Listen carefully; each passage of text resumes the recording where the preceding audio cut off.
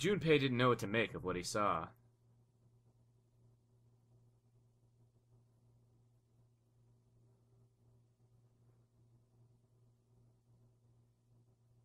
He simply stood, unable to speak.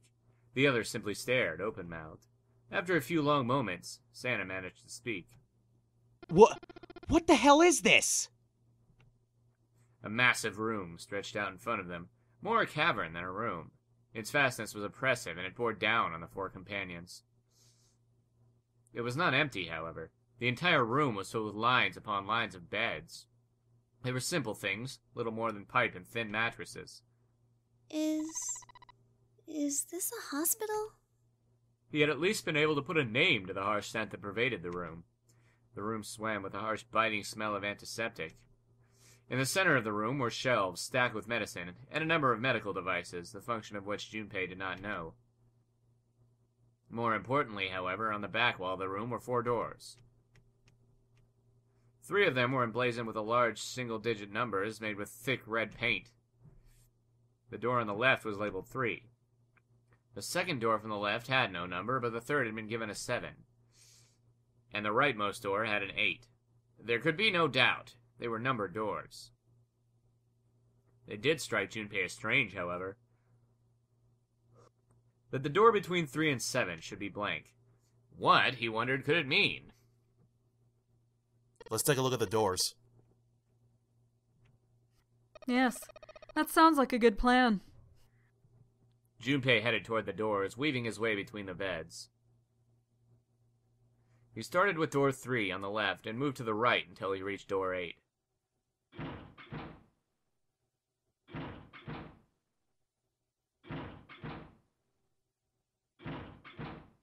It's no use.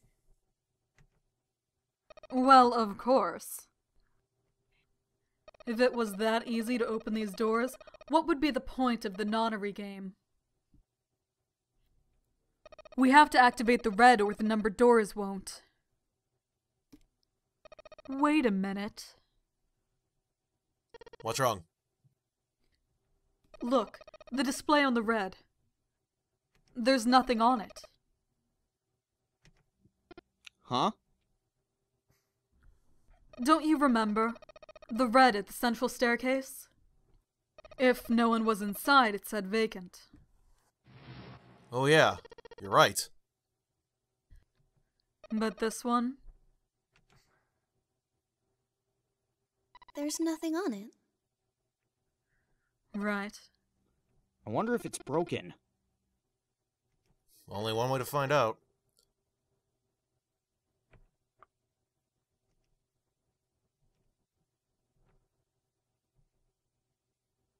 It didn't respond. All 4 took turns placing their hands over the red, but it refused to respond. They pulled at the lever, and still it did nothing. As they soon discovered, it wasn't only the red for door 8 that was behaving strangely. The red on door 7 also refused to respond. And door 3 was similarly silent. None of them would respond. What did it mean? I knew it. They're broken. Zero sure sucks at maintenance. No. That's impossible. You really think Zero, who prepared all of this, would make such a stupid, simple mistake? Maybe. But that doesn't explain why this thing ain't working. It was at that moment that they heard a voice from behind them. I believe the bottom of the device has been removed. They spun around to see, Snake! but it was more than just Snake. Ace, Clover, and 7 quickly filed into the room as well. Although they were glad to see one another, it wasn't terribly surprising that they had. If it had been the other party who'd opened the gate in front of the kitchen, it wasn't unreasonable that they'd bump into one another eventually. The rest of Snake's team, however, did look rather surprised. How did you guys... How did you end up here?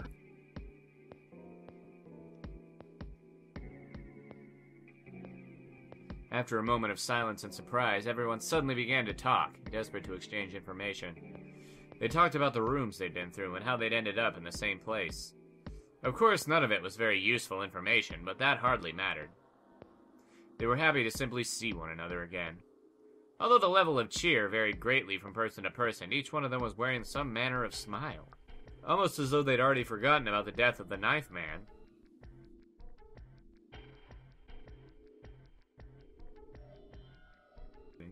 No, thought Junpei. Perhaps that wasn't it. Perhaps thoughts of his death were what drove them to smile at one another. Not in a morbid or hateful way, no. The Ninth Man had died. But they were still alive, and that was something to be happy about. A sort of simple, uncomplicated joy, Junpei thought. Joy of being alive. Still alive.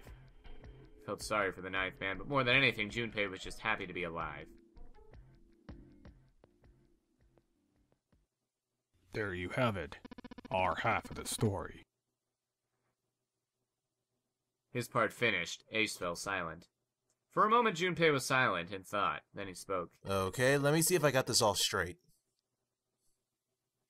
When you guys got here, the bases for the Reds were already gone. And you looked all over this room, but you couldn't find anything. So you figured that there might be something in the hallway with all the doors. So you went and had a look? Yeah. And while you were looking around, you heard voices. Uh-huh. So you followed the voices and came back here. Indeed. And that was how we found you. Junpei examined the three Reds again, just in case. On the bottom of each was a long, thin gap. It looked like a slot for something. Probably something electronic. Well, this isn't good. If the red is inactive, we can't keep going. Well, what about the hallway over there? Isn't there anywhere else we can go? No, there isn't. There are plenty more hospital rooms, but nothing else. Hospital rooms? That's what's behind all those doors? Yes. There are a number of individual rooms in addition to this large one. There was a door at the end of the hallway, but it was locked. There was an astrological symbol engraved near the keyhole, however. I was able to get a good, a feel of it. I believe it was the symbol of Jupiter. Not again. Those goddamn things are everywhere. I wonder what they all mean. For a moment, everyone was silent, deep in thought. While we're asking what things mean, what's the deal with this room? I mean, I thought this was a cruise ship, but I can't imagine a cruise ship would have a hospital like this.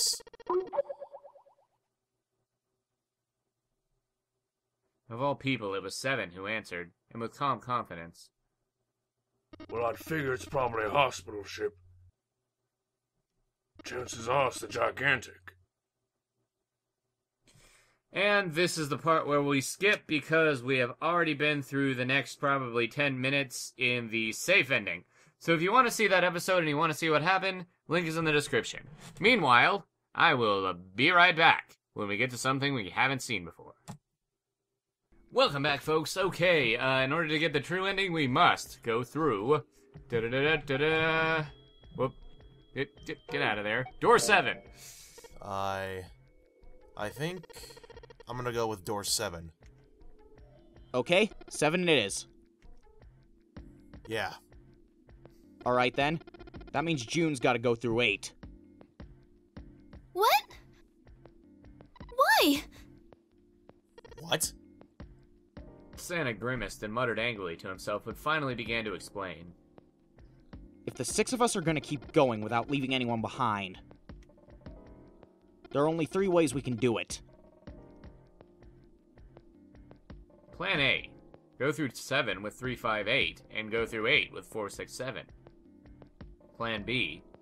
Go through 7 with 457, and go through 8 with 368. Plan C, go through 7 with 367, and go through 8 with 458.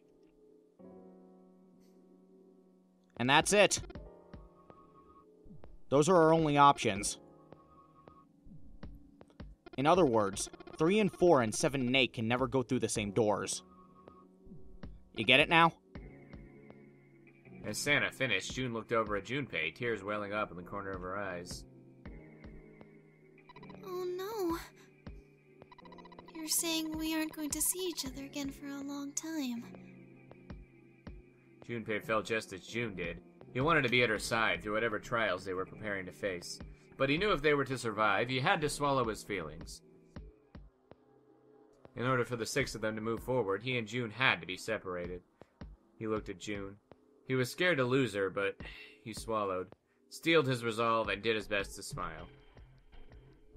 Hey, come on. You're making it sound like we're never gonna see each other again. We gotta split up, but only for a while. This is just like when we went into the 4 and 5 doors, remember? We got split up then too, but we all met back up. I'll bet 7 and 8 are just like that. You mean they're connected somewhere? Yeah. Probably. Probably. She didn't sound very hopeful. It was 7 that interjected. I'm pretty sure they're gonna connect somewhere. Why? What makes you think so? If they don't connect, neither team can get through door 9. In other words, the game wouldn't end right here. Zero's been on top of his shit so far. I don't think he'd blow it now.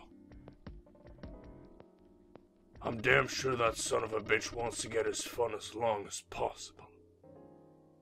He's not gonna end this game until we get through the 9 door. June said nothing. The tears were gone, but her eyes were still sad as they looked at Junpei. He met them, and with what reassurance he could manage, laid his hand gently on her shoulder.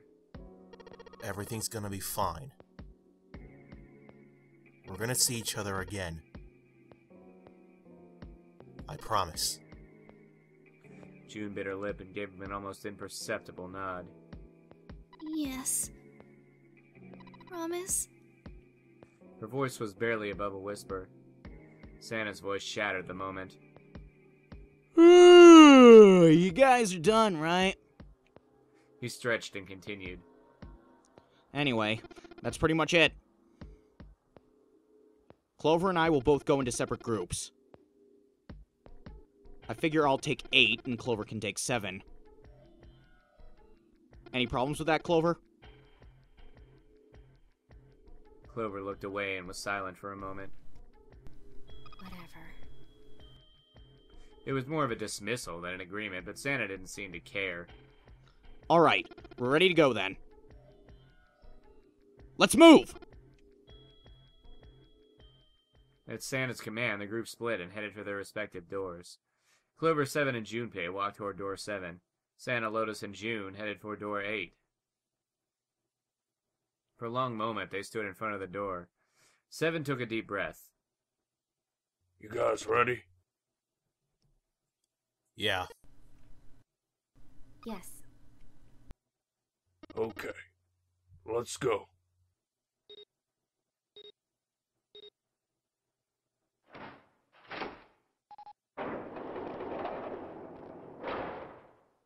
The door had opened. A narrow hallway stretched out before them. 7 and Clover leapt through the door. The moment they did, their bracelets beeped. The detonators in the bracelets had been activated. Junpei stepped forward to follow them. But as he was about to step over the threshold, he stopped. He looked to his right, toward door 8. June stood there, a mirror image of Junpei. She turned and looked toward him. Their eyes met. They nodded. Their farewell took almost 1.5 seconds. Then someone took hold of Junpei's arms and hauled him bodily through the door.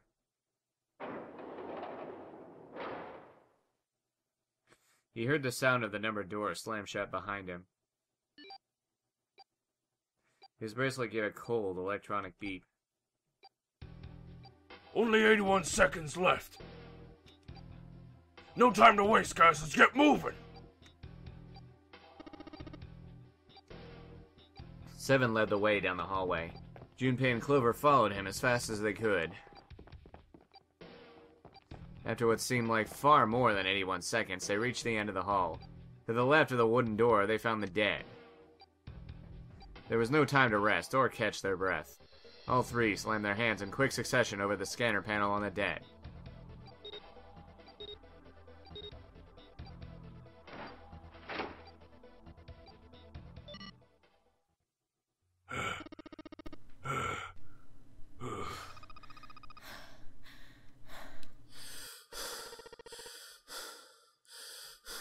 Still trying to catch his breath, 7 leaned heavily against the wall. It stopped. It stopped.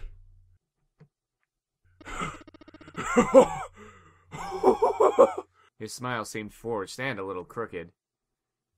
This is the second time we've gone through one of these numbered doors, but... Woo!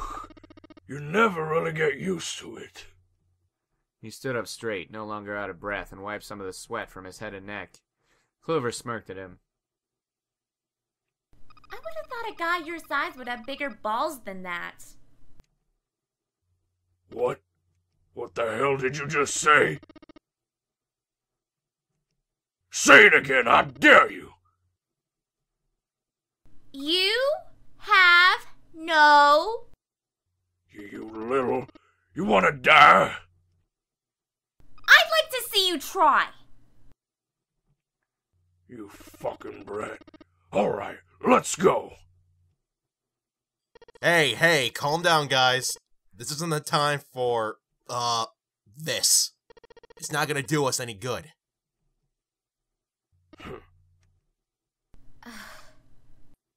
Gosh. Junpei sighed. Sometimes he wondered if the doors and the puzzles were really the greatest challenge they faced. Wait here for a minute, alright? I'm gonna go see if there are any other doors. They didn't respond, but Junpei wasn't in the mood for conversation anyway. First, he examined the inner part of the numbered door. It was, of course, shut tight. On the left was a single short hallway that terminated almost immediately at a thick iron wall. Junpei doubted the wall could be moved. At last he gave up, and returned to 7, who was tapping lightly on the wooden door. The door's the only option we got, right? Yeah, looks like it. There was a metal plaque above the door. It read operating room. If it was to believe, the room on the other side of the door was an operating room. Something about it made Junpei feel nervous. Well, there's no point standing around. Might as well go in and see what's waiting for us. 7 grabbed the brass knob and slowly opened the door. The creak of the hinge sounded like the groan of an old woman. A chill sneaked its way down Junpei's spine. Quickly, he gathered what courage he could and took the first step into the room. 7 followed, with Clover right behind him. Part of the room just past the door was obscured by a screen.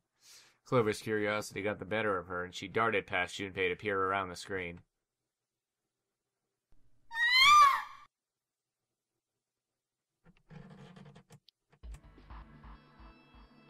Her scream nearly blew out Junpei's eardrums. He and 7 ran toward Clover to see what had frightened her. They rounded the screen and the cause of her outburst was immediately clear. What the hell is this?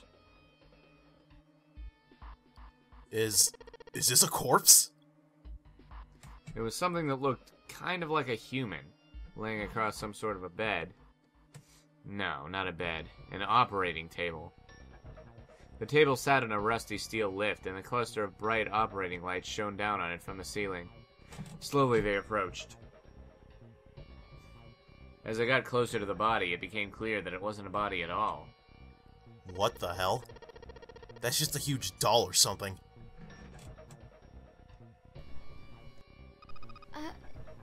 Doll? Clover did not look terribly comforted. Slowly, she approached the operating table and looked, as intently as possible, from as far away as possible, at the thing. Junpei could see her relax. You're right. It's only a doll. Man, it really scared me. She heaved a great sigh of relief and wiped a few drops of sweat from her forehead. Seven smirked. Well, I guess it would have been weird if you actually had any balls. Shut it! Don't you start with me, fatty. Oh, what's this? You want a piece of me short stuff? Yeah, bring it on, you whale! Hey guys, not again, okay? Seriously, knock it off.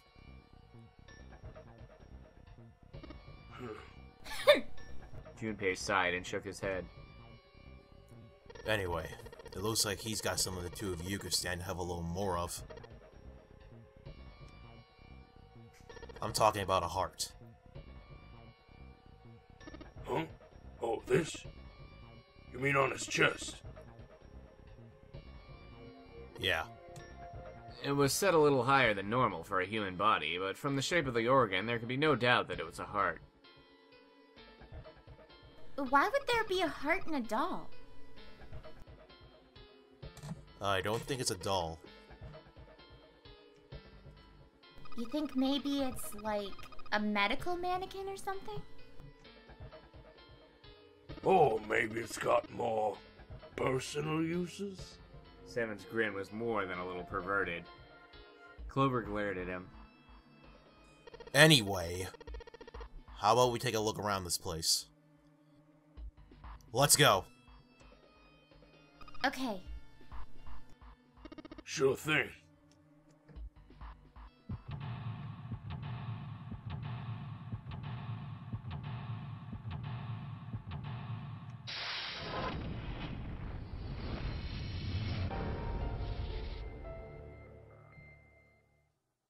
Alright, well first off I gotta say this is probably gonna be a semi-new experience for me as I barely remember this room at all, so let's figure it out. Glad to have something that's fairly blind anyway. Let's grab that scalpel. What else do we got here? None of this other stuff looks useful. Yeah, it's all pretty rusty. Okay, what about this? A medical mannequin with its guts showing. Ew. Gross. Hey, Junpei, there's a slit on that thing's chest. Yeah, sure is. There's something in there.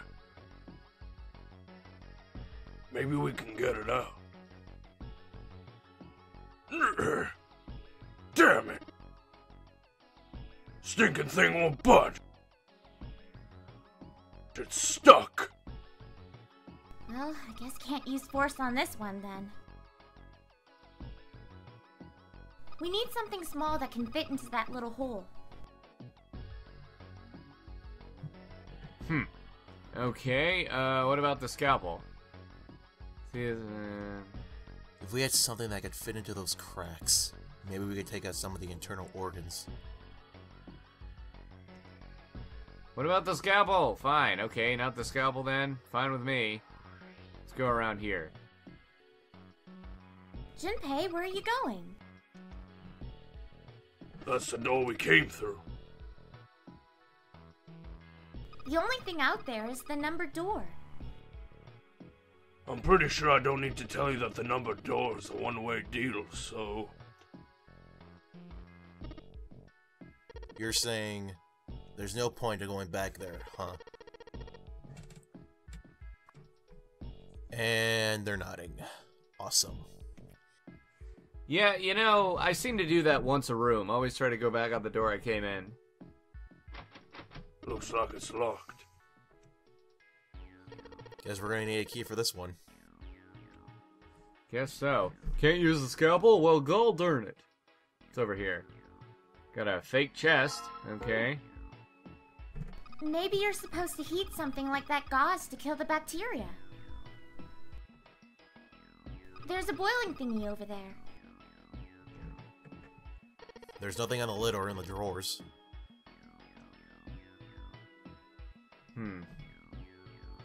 Thing for boiling tools, nothing in the drawer. Alright. What about here? There's a lot of different kinds of medicine. It's hard to tell them apart. By the way, I think this is a good time to mention we are in the last 4 rooms of this game. This is the 4th, and it just goes down from here. There's this, and I can't remember the next one, then the library, then the final room, so I'm excited. Oh, look. Another medical mannequin? From the looks of it, this one's a chick. She has a name, too.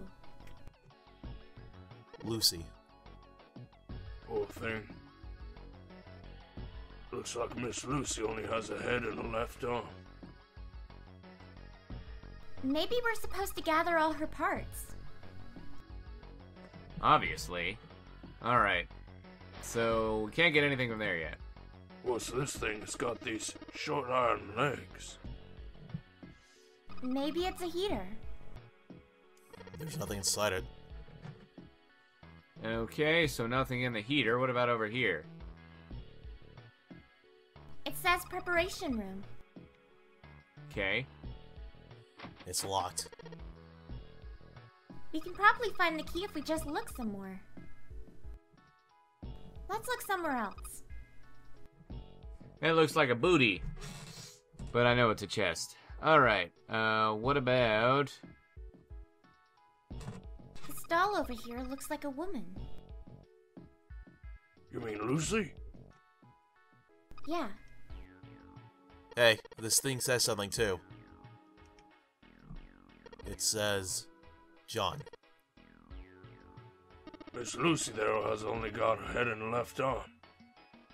Looks like John's still got all his parts, though. What the hell's going on here?